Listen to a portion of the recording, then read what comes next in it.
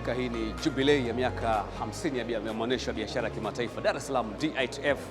Gavana wa Benki Kuu ya Tanzania Emmanuel Tutuba ametembelea banda lake la Benki Kuu ya Tanzania ambalo linashiriki katika maonyesho haya ya mwaka huu. Ni maonyesho ya dhahabu na tayari ameingia ndani ya banda la Benki Kuu ya Tanzania akipewa ufafanuzi wa baadhi ya masuala kadha wa kadha kwenye zile kurugenzi za Benki Kuu ya Tanzania. Baada ya kufika hapa katika viwanja vya Mwalimu Julius Kambarage Nyerere, ametembelea baadhi ya mabanda ya washiriki wa maonyesho ya mwaka huu, na baada ya kutoka kule akawa amefika katika banda lao la Benki Kuu ya Tanzania, na kama unavyotazama hivi sasa akipewa ufafanuzi wa masuala mbalimbali. Usiondoke. Mheshimiwa Gavana, kwanza hongera kwa kuja kwenye maonyesho, lakini pia kwa mafanikio ambayo BOT inatekeleza programu zake mpaka sasa. Hii ni jubilei ya dhahabu, miaka 50 ya maonyesho ya biashara kimataifa. Ujumbe wako ni nini? Kwanza nimefika hapa kwenye maonyesho haya ya 50 ya kimataifa hapa viwanja vya Sabasaba ambayo yanafanyika mwaka huu, ikiwa ni miongoni mwa hatua za maadhimisho ya miaka 50 ya maonyesho haya. Kama tunaofahamu, kwenye maonyesho kama haya ya Sabasaba Watanzania wengi wanapata fursa ya kuja kujifunza, kupata bidhaa na mbinu mpya za kufanya shughuli tofauti za kiuchumi. Lakini kwa sababu ni maonyesho ya kimataifa, wapo watu wengi ambao wamekuja kutoka nchi mbalimbali, na katika maonyesho haya kipekee kwamba yamehusisha mataifa mengi zaidi ya 25 ambayo yameshiriki kwenye maonyesho haya. Kwa hiyo ni fursa kubwa sana ya Watanzania kujifunza, lakini kupata huduma na bidhaa mbalimbali zinazozalishwa nchini na zile ambazo zimetoka nchi za nje. Sasa sisi pia kama Benki Kuu tumeshiriki katika maonyesho haya na kila mwaka wote tunashiriki, na nimetembelea kwenye idara karibu zote tunazozisimamia. Nimeona namna ambavyo watu wanafika kwa ajili ya kupata huduma. Nimejulishwa kwenye baadhi ya maeneo kama ya masuala ya kiuchumi, namna ambavyo watu wana shauku ya kujua tunavyosimamia masuala ya kiuchumi na matokeo ya kuongeza riba ya Benki Kuu maana yake ni nini katika kudhibiti mfumuko wa bei. Kwa hiyo nimeona watu wakipata elimu hiyo, ni swala zuri sana kuonesha kwamba watu wanafuatilia na kujua mustakabali wa uchumi katika kila robo mwaka, kwa sababu kila tunapotangaza kiwango cha riba ya Benki Kuu ndio msingi wa kuongeza ukwasi kwenye mzunguko wa kiuchumi, na ndio chanzo cha upatikanaji wa fedha za mabenki ambayo nayo yakipata zile fedha napeleka kwenye mzunguko wa kiuchumi. Kwa hiyo kwa watu ambao wanafuatilia zile taarifa tunapozitoa, kila tunapotangaza kwamba katika kusimamia masuala ya mfumuko wa bei, labda kiwango fulani cha ujazi ndicho kinachotakiwa kuingia kwenye uchumi ili kuweka uwiano sawa kati ya shughuli za kiuchumi zinazotekelezwa ndani ya mipaka ya nchi yetu na ujazi wake na kasi ile ya upatikanaji wa hizo fedha, ndivyo vitakavyoweka sasa utulivu wa bei. Kwa hiyo ni swala la kawaida ambalo sisi tunatumia hiyo riba ya Benki Kuu. Kwa hiyo riba tuliyotangaza ninaamini kabisa ya 6.25 itawezesha utulivu wa bei hapa nchini, itawezesha ukwasi kuwepo kwenye mabenki kwa kiwango kinachotosha ukuaji wa mikopo na ukopeshanaji wa watu wanaohitaji fedha kutoka kwenye benki mbalimbali za kibiashara, kitawezesha mfumuko wa bei uendelee kubaki ndani ya wigo wa 3 mpaka 5 kama tulivyoweka kwenye malengo yetu, na itawezesha upatikanaji wa fedha katika urali unaowiana kulingana na matarajio tuliyojiwekea, kwa sababu tunaenda sasa kwenye kipindi hiki cha mavuno ambapo Watanzania wengi waliolima watakuwa wanauza mazao yao. Ni kipindi kizuri ambacho thamani ya shilingi itaendelea kuwa imara na kuwezesha wale waliolima wapate thamani stahiki kulingana na shughuli za kiuchumi wanazozifanya. Wale wanaotaka kuuza bidhaa zao nje, ni kiwango stahiki ambacho kitawezesha mtu anapotaka kuuza bidhaa zake nje apate fedha za kigeni zinazowiana na fedha alizozitumia ndani ya nchi.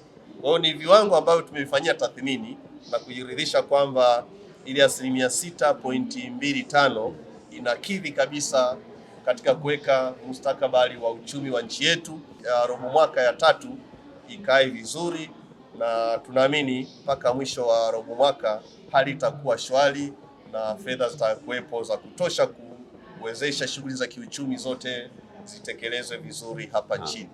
Kwa hiyo kwa upande wa maonesho haya wale wote wanaopita kwenye mabanda, niendelee kutoa rai wapate elimu. Nimepitia baadhi ya mabanda, nimepita kama pale Wizara ya Fedha, nimepita banda la TRA, sijui kijiji cha bima, hapa Benki Kuu, kwenye baadhi ya mabenki na baadhi ya makampuni ya simu. Naona watu wamejaa, lakini wanapata elimu. Cha msingi ni elimu.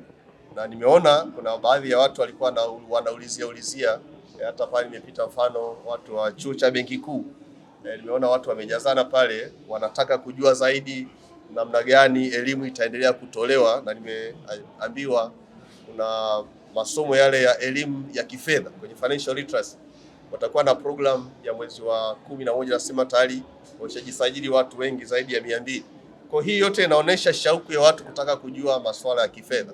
Lakini kwa shughuli tunazozisimamia kama Benki Kuu zinazowezesha masuala ya usimamizi wa mabenki, mpaka sasa benki zote tunasimamia vizuri, zina mitaji ya kutosha, zinatengeneza faida, zina ukwasi wa kutosha kukopesha watu. Naona shughuli zinaenda vizuri. Kwenye eneo la masoko ya kifedha sasa hivi inaenda vizuri, zile dhamana za serikali na hati fungani za serikali zinazotolewa ziko vizuri, na tunashukuru watu wameendelea kuelewa, na kwa sababu zile riba tumeziweka ni za soko, tunaona kadri ushindani unavyoendelea wakati mwingine riba inashuka. Inaposhuka basi inakuwa ina faida kwa upande wa serikali, maana yake serikali inaweza kukopa kwa gharama za chini, lakini ina faida hata kwa wale wawekezaji, sababu anaweza kanunua na yeye akaenda kuuza kwenye soko la upili, kwenye secondary market ambayo liko pale Dar es Salaam Soko Exchange. Kwa hiyo akiuza pia anapata faida yake, inategemea na kiwango alichonunulia na kile atakachoenda kuuzia. Lakini umeona kwa mfano kwenye masuala ya kudhibiti utakasishaji wa fedha haramu, na sasa hivi tunaenda kuandaa au kukamilisha maandalizi ya sheria na kanuni za usimamizi wa zile fedha za kidijitali, au hizi fedha tunasema ni uwekezaji wa virtual assets, hizi cryptocurrencies, virtual assets, Bitcoin, stable coins. Kwa tunaendelea kukamilisha kanuni na sheria zake ili hatimaye nazo tuzisimamie vizuri. Wakati unatembelea ndani ya banda la Benki Kuu BOT, umetembelea kwenye kurugenzi ya ustawi na huduma jumuishi za kifedha, ukawa unataka kuuliza masuala muhimu. Masuala gani unauliza na unashauri masuala gani? Unajua sisi kama Benki Kuu tuna mambo mengi sana tunaosimamia, sababu kila shughuli unayoifanya ya kiuchumi sisi kama Benki Kuu tunaisimamia kwa namna ya moja kwa moja au namna ya tunasema isiyo moja kwa moja, indirect way. Kwa hiyo nimefika pale kwa sababu kuna watu walikuwa wanajaribu kuulizia hizi huduma za kifedha zinavyotolewa na elimu yake, na pale nilikuwa nawaulizia kuhusu malalamiko yaliyokuwepo siku za nyuma, na nikawaambiwa kutokana na ule mfumo wa Sema na BOT umerahisisha sana upokeaji wa malalamiko, na kwa sababu pia tulianzisha utaratibu mwingine tunaita ni self regulatory framework, yani ni mfumo wa wale watoa huduma za kifedha wa tunaita ni daraja la pili, watu wamezoea kuita mikopo umiza na kausha damu.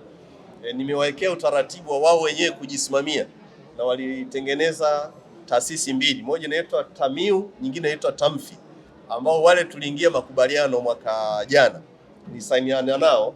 Kwa nilikuwa pale napata mrejesho na baada ya mwaka mmoja ni kwa kiwango gani wameweza kupunguza malalamiko. Ndio pale wakawa wananieleza sasa kwamba malalamiko yamepungua sana, na baadhi ya watu wamekuwa wakisajili yale malalamiko kwenye mfumo ule wa Sema na BOT ambao unafanyiwa yanapatiwa ufumbuzi moja kwa moja. Lakini nimewaambia tuangalie namna ya kupanua wigo, kwa sababu inawezekana kuna baadhi ya watu hawajui kusoma na kuandika, lakini bado wanayo fursa ya kuwasilisha malalamiko yao. Kwa nimewapa ile assignment kwamba waangalie namna tunavyoweza tukapanua wigo ili hata wale wasiojua kutumia mifumo ya kidijitali, sababu ule mfumo ni rahisi, lakini inawezekana kuna baadhi ya watu bado wanashindwa kuutumia. Tunaendelea kutoa elimu watu wautumie. Ni mfumo rahisi sana ule wa Sema na BOT, kwa sababu uko web based. Popote pale, hata ukigoogle tu kaandika Sema na BOT, itakuja ile poto, utafungua, utajisajili, utaweka lalamiko lako la yule unayemlalamikia, itaenda kwake, lakini itakuja Benki Kuu, kuna maafisa wetu watalifanyia kazi. Hayo yote ni miongoni mwa mafanikio ambayo sisi kama Benki Kuu tunaweza tukajivunia. Kwa kama nilivyosema, shughuli zote tunazozifanya, ukiona uchumi umetulia, mfumuko wa bei sasa hivi mpaka kwa taarifa za mwezi uliopita imefikia sasa 4%, licha kuwepo changamoto hizi za kimataifa tunazoziona, lakini sisi mpaka sasa mfumuko wa bei uko 4%. Google mnaweza mkaona kuna nchi ambazo mfumuko wa bei uko zaidi ya 300%, lakini sisi 4%. Unaweza kaona namna gani Tanzania tunavyofanya vizuri zaidi. Nimeingia asubuhi hii kutokea kwenye mkutano wa Africa Caucus kule tumefanya kule Banjul kule Gambia. Utaona namna ambavyo nchi nyingine zinavyopata changamoto, lakini sisi uchumi wetu umetulia. Pamekuwepo ustahimilivu mkubwa sana wa bei kwenye soko ambao zinawafanya hata wawekezaji wawe na confidence ya kuwekeza, tofauti na hata nchi nyingine huko duniani. Kwa hiyo ni mambo mengi, lakini niseme tu kwamba katika miaka hii 60 kuna mafanikio mengi, lakini tumejifunza pia mengi ambayo yanatuwekea msingi imara wa kwenda mbele ya safari vizuri zaidi, ili tuendelee kuifanya Benki Kuu ya Tanzania kuwa miongoni mwa taasisi imara, taasisi kubwa zinazofanya kazi zake kwa weledi na kwa ufanisi na tija inayokidhi mabadiliko ya kiuchumi na mahitaji ya sasa ya kiuchumi kwa soko la Tanzania na dunia kwa ujumla. Hakika hii ndiyo jubilei ya maonyesho ya biashara ya kimataifa Dar es Salaam DITF mwaka huu 2026. Tumekuwa hapa katika banda la Benki Kuu ya Tanzania yani BOT, na leo hii imepata nafasi ya kutembelewa na Gavana wa Benki Kuu Mheshimiwa Emmanuel Tutuba. Umepata kusikiliza mengi ambayo ameweza kuyazungumza, ikiwa ni tathmini yake baada ya kutembelea banda hili na ujumbe kwa Watanzania. Mimi ni Godfrey Kusolo wa Ndalini Media, popote tunakufikia, bado tupo katika msimu huu wa Sabasaba 2026.